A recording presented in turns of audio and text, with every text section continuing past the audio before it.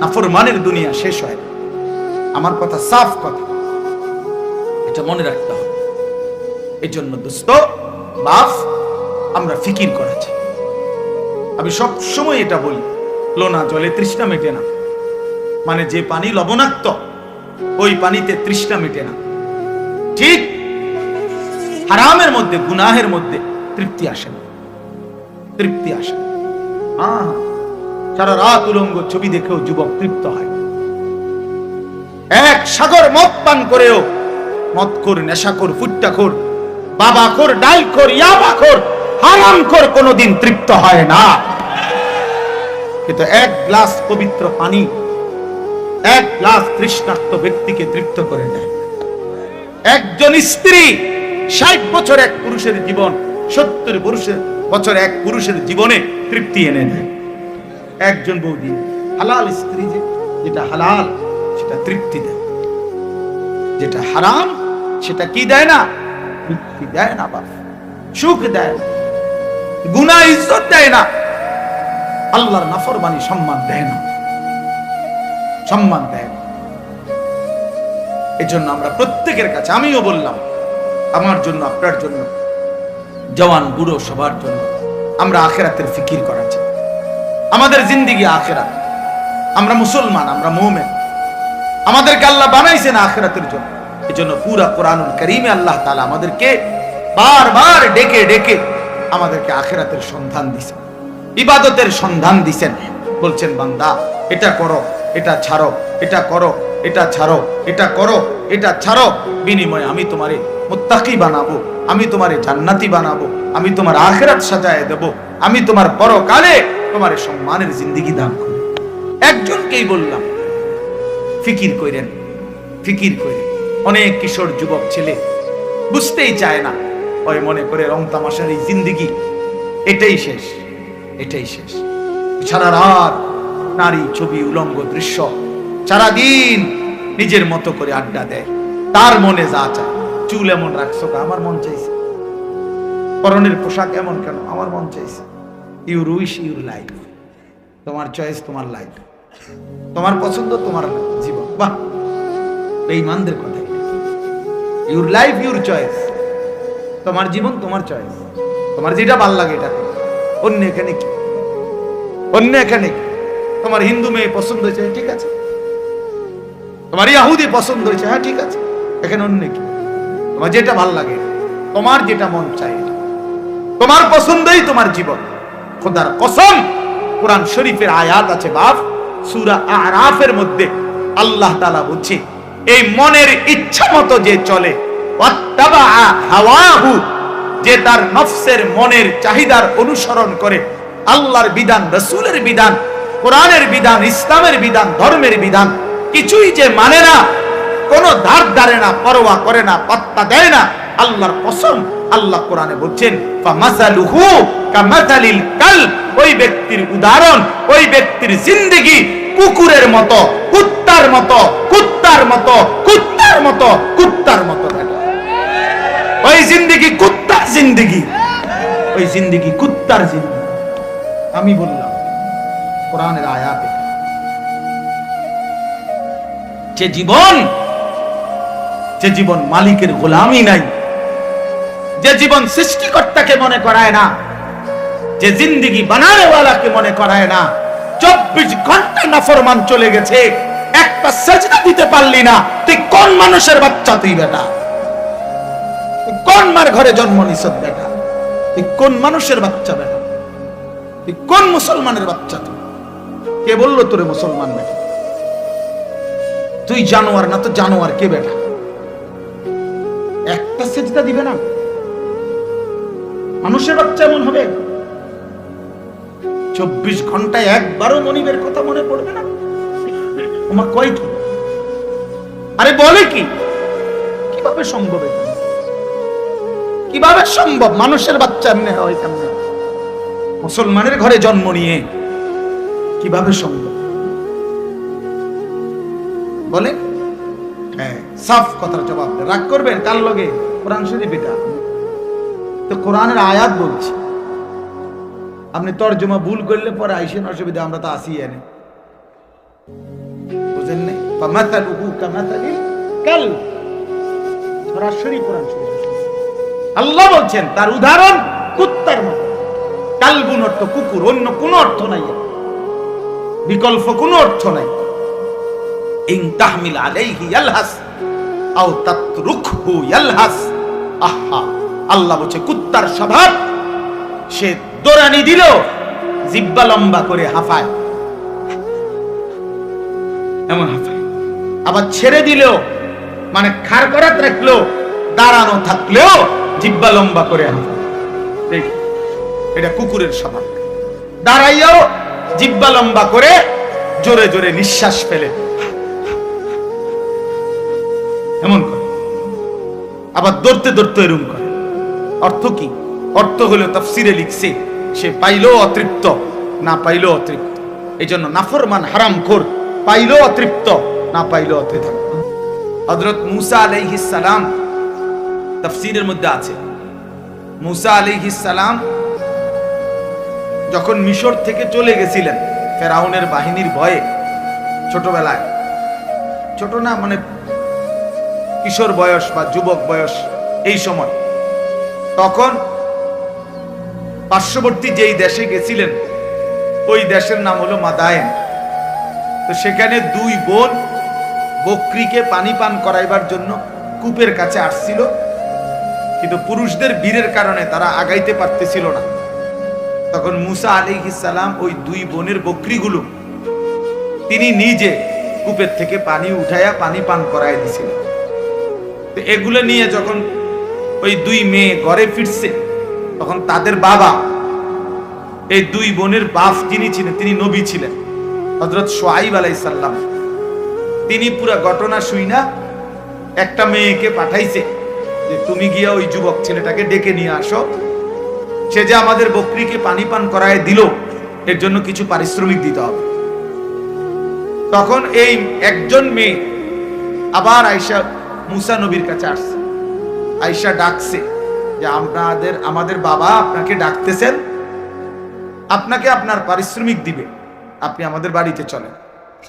তখন তাফসীরে স্পষ্ট আছে মূসা আলাইহিস সালাম ওই মেয়েকে বললেন যে বাড়িতে তো যাবে ঠিক আছে, কিন্তু মূলত যে রাস্তা দেখায় সে তো সামনেই থাকে, কিন্তু এখানে যেহেতু এটা মেয়ে, এই জন্য মূসা নবী স্পষ্ট বললেন তুমি পিছনে থাকো, আমি সামনে হাঁটবো, তবে পিছন থেকে তুমি ডান বাম বলবে। কথা বুঝছেন কিনা বল? ডান বাম তো সেই বলতে হবে, নাহলে উনি তো আর চেনে না, কিন্তু তুমি পিছন থেকে বলবা, সামনের থেকে না। এই জন্য এটা জরুরি বিষয়। যাই হোক, তাহলে বলার উদ্দেশ্য হলো অনেক মানুষের বদভ্যাস মসজিদে জুমার দিন অথবা অন্য সময়ও আসছে মসজিদে আগেই এসে বারান্দাত বসে থাকে, ও মসজিদের কোনার খুঁটির সাথে বসে থাকে, বাউন্ডারি ওয়ালের মধ্যে হেলান দিয়া দুই পা আলগি দিয়া এ বসে বসে জিমা। আশ্চর্য কথা, আপনি আসলেন আগে তা পিছনে পড়ে রইলেন কেন? পিছনে পড়ে রইলেন কেন? এই জন্য সব সময় আল্লাহর ঘর মসজিদে যতটা সম্ভব প্রথম কাতারে, যতটা সম্ভব সামনে বসার চেষ্টা করবেন। বলেন ইনশাআল্লাহ। আল্লাহ তাআলা আমাদেরকে তৌফিক দান করেন। বলতেছিলাম আমি যে কথাটা যে কম দেখা যাক এতে কোনো আপত্তি নেই। কেন বললাম? কোরআনুল কারীমের মধ্যে আছে, আল্লাহ তাআলা বলছেন কালিলাম মা তাশকুরুন। কোরআনে আল্লাহ বলেন আমার শুকর আদায় করে, কৃতজ্ঞতা আমি আল্লাহর আদায় করে এমন বান্দা কম। কালিল ওয়া কালিলুম মিন ইবাদিয়াশ শাকুর। আল্লাহ বলেন আমার কৃতজ্ঞ বান্দা পরিমাণে কম। কালিলাম মা তাযাক্কারুন, আমি আল্লাহর কথা থেকে উপদেশ গ্রহণ করে কম। কালিল, কম। কোরআন শরীফের বহু আয়াত আছে, আল্লাহ তাআলা বলেন ইনয়াকুম মিনকুম 20 সাবিরুনা ইয়াগলিবু মিআতাই। তোমরা যদি ঈমানদার, আল্লাহর প্রতি পূর্ণ বিশ্বাসী হয়ে থাকো 20 জন, তাহলে তোমরা বিজয় লাভ করবে 200 জন নাফরমান বেঈমানের উপরে। তাইলে ঈমানদারের পরিমাণ হবে কত? বেশি না কম? কম। এই যে 20 জন কইল, কিন্তু বিজয় লাভ করবে 200 বেঈমানের উপরে, 200 নাফরমানের উপর। কোরআন শরীফে আল্লাহ বলছেন কাম মিন ফিআতিন কালিলাতিন গালাবাত ফিআতান কাসীরা, অল্প সংখ্যক ঈমানদারী বিজয় লাভ করে বেশি সংখ্যক বেঈমানের উপর। এজন্য দোস্ত, এজন্য বাপ, এটা ভাবা উচিত। সংখ্যা নিয়ে কোনো বিষয় না। সফলতা কিংবা ব্যর্থতার জন্য, কোরআন সুন্নাহর দৃষ্টিতে সফলতা বা ব্যর্থতার জন্য সংখ্যা কোনো বিষয় নয়। 10,000 মানুষের সামনে কেউ যদি ওয়াজ করে তাইলে তিনি সফল, 10 জনের সামনে বললে তিনি ব্যর্থ, এই কথা কোরআন সুন্নায় নাই। বুঝছেন নি আমার কথা? এই কথা নাই। 10 লক্ষ মানুষ চিনলে উনি সফল, আর মানুষ না চিনলে উনি ব্যর্থ, এই কথা কোরআন সুন্নাতে নাই। সফলতা কিংবা ব্যর্থতার জন্য সবাই চিনতে হবে এটা জরুরি না। আমি উদাহরণ দেই তাহলে বুঝবেন। কোরআন শরীফে মোট 25 জন নবী এবং রাসূলের নাম আছে। 25 জন। কয়জন? তাহলে মোট নবী রাসূল কি 25 জন? আপনারা শুনেন নাই কখনো যে নবী রাসূল কয়জন? 1,24,000, কিংবা আরেকটা বর্ণনা হলো 2,24,000। তাহলে 1,24,000 নবী এবং রাসূল, 2,24,000 নবী এবং রাসূল, অথবা তাহলে কোরআন শরীফে নাম উল্লেখ করা হয়েছে মাত্র 25 জনের। তো বাকিদের নাম পৃথিবীর কেউ জানে না, কোরআনে নাই। অন্যান্য কিতাবাদি খুঁজলে আরো কিছু নবী রাসূলের নাম পাওয়া যাবে, তো নয়তো আরো 100। তো ধরে নিলাম, মনে করেন 100 জন নবী রাসূলের নাম পাইলাম খুঁজা, তাহলে বাকি যে নবী রাসূলদের নাম কেউ জানে না পৃথিবীতে, কোনো কিতাবে নাই, তাহলে ওনারা ব্যর্থ। কথা বলেন না কেন? এটা বুঝতে হবে, এটা আখিরাতের হিসাব, এটা পরকালের হিসাব।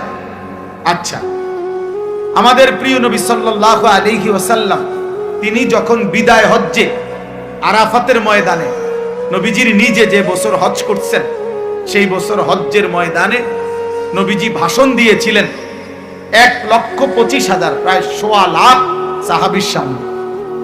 1,25,000 যদি সাহাবী ওই আরাফাতের মাঠে হজ্জের মধ্যে নবীজির সামনে থাকে, তাহলে বাড়িঘরে আরো আছে, সবাই তো আর একবারে গেছে গানা হজে, বাচ্চা কাচ্চা, নারী, বৃদ্ধ, দুর্বল, এরকম আছে না আরো, তো ওনারা বাদ দেন। এই 1,25,000ই ধরেন, এই 1,25,000 সাহাবীর মধ্যে সারা পৃথিবীর সমস্ত কিতাব একত্র করলেও 5,000 সাহাবীর নাম খুঁজে পাওয়া যাবে না, 2,000 সাহাবীর নাম খুঁজে পাওয়া যাবে না।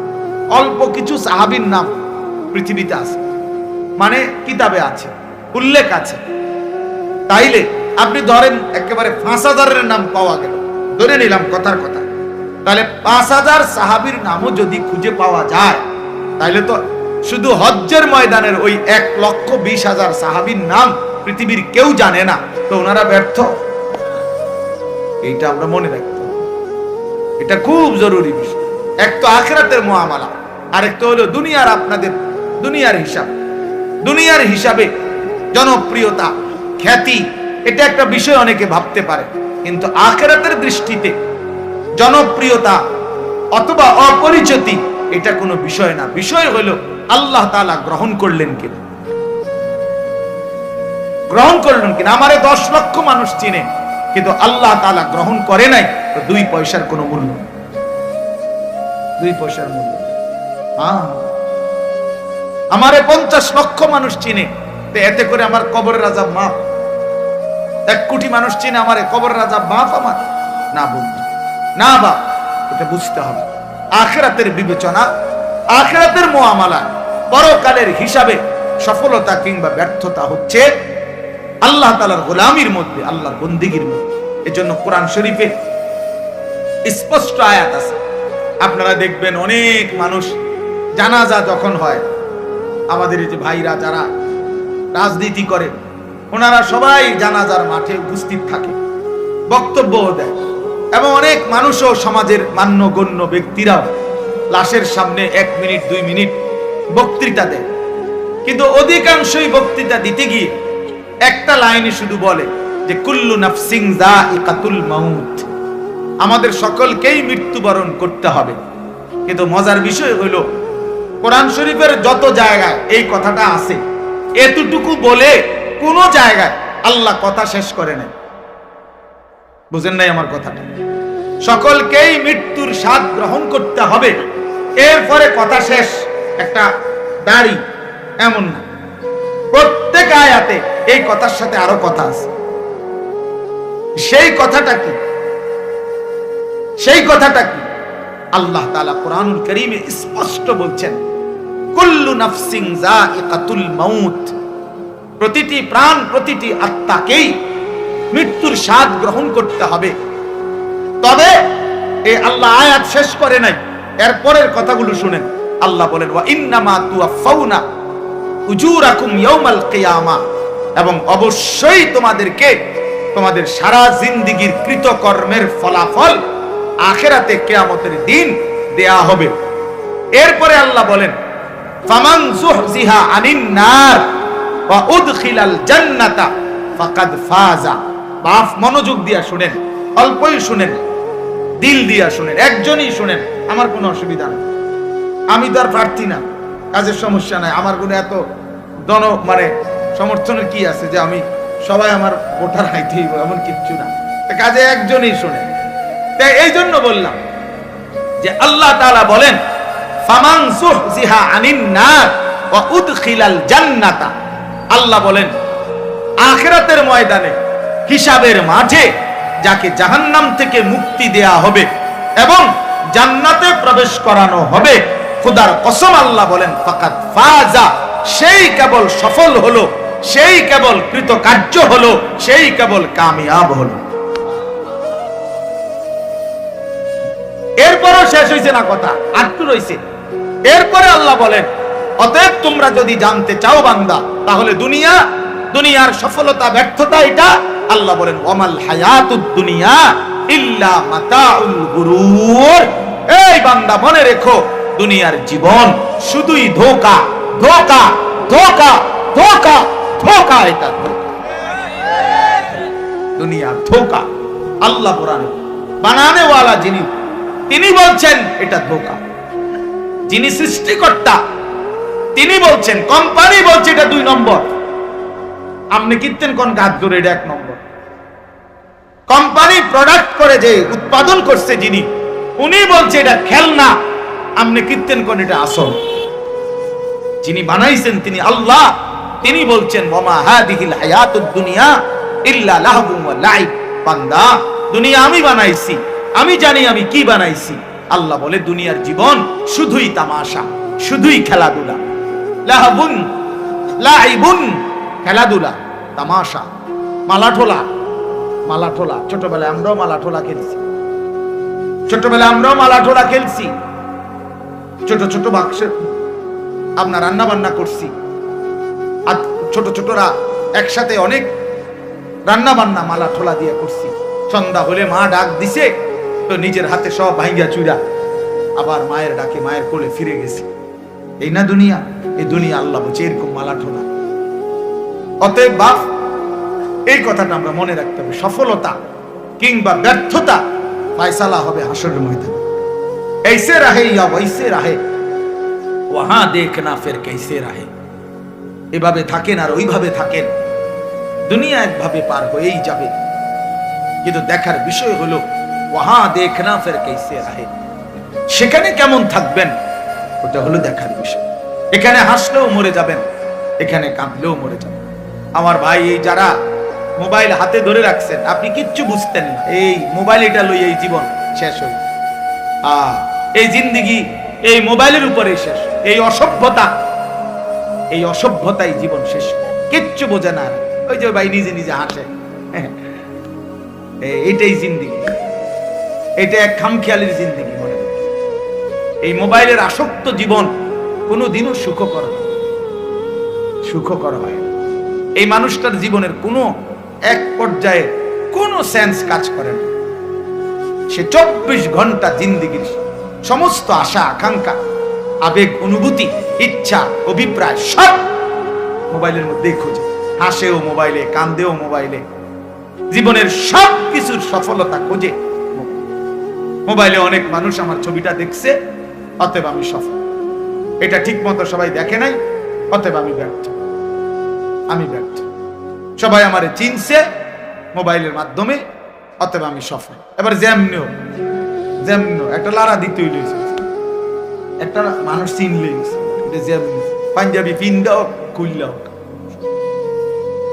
বুঝেন না, একটা ডাইরেক্ট রাস্তার মাঝখান দিয়ে আটটাও অসুবিধা চিনছে তো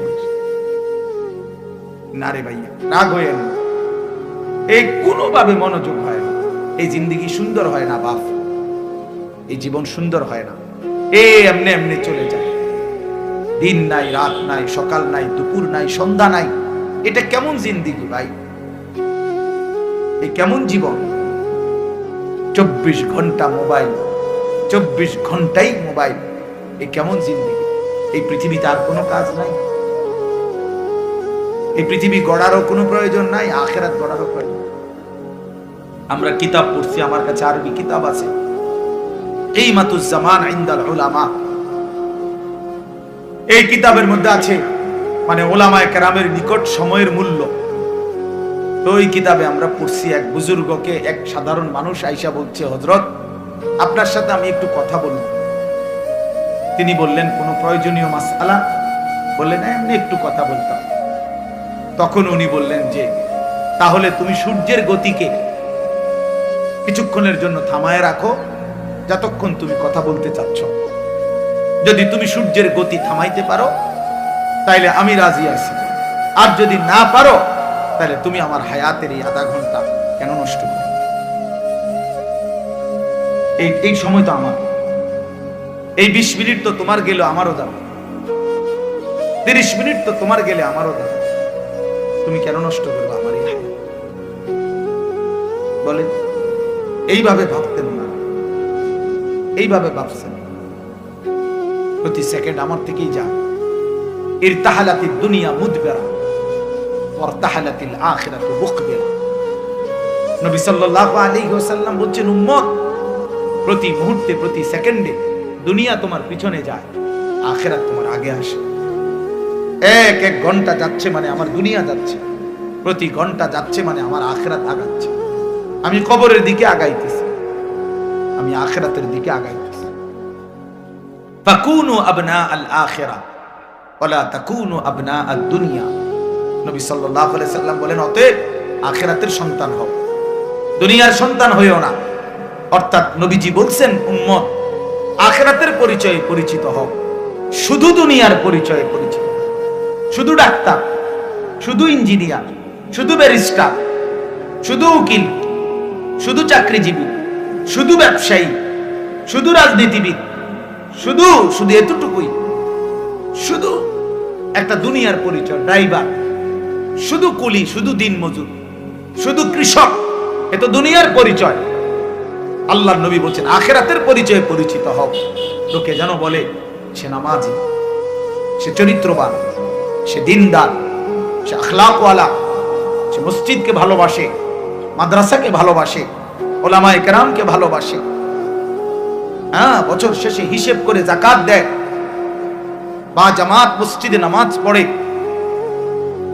রমজানে রোজা আদায় করে, হালাল হারামের পার্থক্য মেনে চলে। লোকে যেন বলে দিনদার, লোকে যেন বলে ফরহেজগার, লোকে যেন বলে আল্লাহওয়ালা। খোদার কসম, নবী বলছে, উম্মত, এমন পরিচয়ে পরিচিত হও। শুধু দুনিয়ার পরিচয় লাগায়, শুধু দুনিয়ার পরিচয়ে পরিচিত হও। এই জন্য আমার বাপ, আমি আমার এই কথাটা বললাম, সফলতা কিংবা ব্যর্থতার জন্য এটা কোনো বিষয় না, বিষয় হলো আখিরাত। ফামান যুহজিহা আনিন নার ওয়া উদখিলাল জান্নাহ ফাকাদ ফাজা। আল্লাহ কোরআনে বলছেন, যাকে জাহান্নাম থেকে মুক্তি দেয়া হলো, জান্নাতে প্রবেশ করানো হলো, সেই সফল হলো। কদ আফলাহাল মুমিনুন, আল্লাহ বলেন ঈমানদারগণ সফল হয়েছে। কেন? আল্লাযীনা ইয়ারিসুনাল ফিরদাউসা। এই যে আল্লাহ সরাসরি কোরআনে বলছে, কেন মুমিন সফল হয়েছে? আল্লাহ বলে, কারণ তারা জান্নাতুল ফিরদাউসের উত্তরাধিকারী হবে। অতএব যে মুমিন জান্নাতের অধিকারী হবে, সেই সফল হবে, সেই সফল হবে। ওয়াকালুল হামদুলিল্লাহিল্লাযী আযহাবা আন্নাল হাযান ইন্না রাব্বানা লাগফুরুন শাকুর। আল্লাহ বলে, জান্নাতি বান্দা জান্নাতে ঢুকে বলবে, আল্লাহ আপনার প্রশংসা করছি, আজকে আমার জীবনের যত দুশ্চিন্তা চিরতরে শেষ হলো। আজ আমি জান্নাতে ঢুকলাম। এই মুমিন থামবে সেদিন, জান্নাতে ঢুকবে যেদিন। মুমিন তৃপ্ত হবে সেদিন, জান্নাতে যাবে যেদিন। মুমিনের জিন্দেগীর সমাপ্তি হবে সমস্ত চিন্তা, ফিকির, পেরেশানি, সমস্ত অস্থিরতা, সমস্ত মেহনত, সমস্ত টেনশনের সমাপ্তি হবে সেদিন খোদার জান্নাতে ঢুকবে যেদিন। এজন্য বাপ বুঝতে শেখেন, আমিও আপনিও, আপনিও। দুনিয়া বাদ দিতে বলি না। কোরআনুল কারীমের মধ্যে আল্লাহ তাআলা বলছেন, ওয়ালা তানসা নাসীবাকা মিনাদ দুনিয়া, বান্দা তোমার দুনিয়ার প্রয়োজন ভুলে যেও না। আমি তোমারে দুনিয়া ছাড়তে বলি না। দুনিয়া ছেড়ে দিলে তুমি আমল করবা কেন?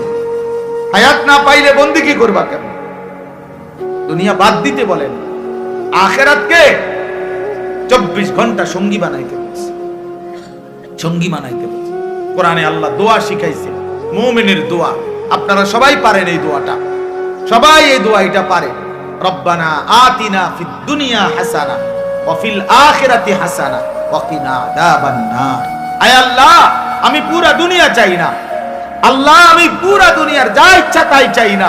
দুনিয়ার মধ্যে যা হালাল, যা পবিত্র, যা উত্তম, যা বৈধ, যা আপনার অনুমোদিত, আমাকে সেই হাসানা উত্তম যা তা দুনিয়ায় দেন। আখিরাতে যা উত্তম আপনি তা দেন, জাহান্নামের আযাব থেকে মুক্তি দিন। তাহলে দুনিয়া চাইতে নিষেধ করছে, উত্তমটা চাইবেন। আল্লাহ দুনিয়া দেন, তবে হালাল হারাম মিলাইয়া, হালাল জায়েজ না জায়েজ মিলাইয়া, সুদের টাকা, চুরির টাকা, কিস্তির টাকা, ঘুষের টাকা, ওজনে কম দেওয়া টাকা, বাটপারির টাকা, 3 নম্বরই টাকা, 6 নম্বরই টাকা, এমন টাকা দিয়েন না, লাগবে না।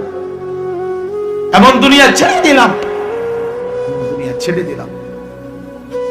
জন্য বাপ, এটা ইনসাফের সাথে ভাবা উচিত। আপনাদেরকে বলি, একজনকেই বললাম, ফিকির করেন, ফিকির করেন।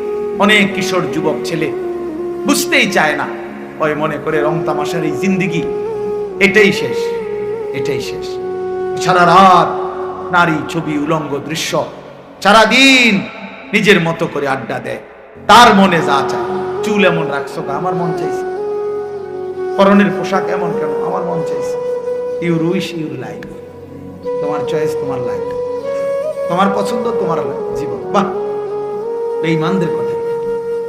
ইউর লাইফ ইউর চয়েস, তোমার জীবন তোমার চয়েস, তোমার যেটা ভাল লাগে এটা। অন্য এখানে কি? অন্য এখানে কি? তোমার হিন্দু মেয়ে পছন্দ হয়েছে, ঠিক আছে। তোমার ইহুদি পছন্দ হয়েছে, হ্যাঁ ঠিক আছে। এখানে অন্য কি?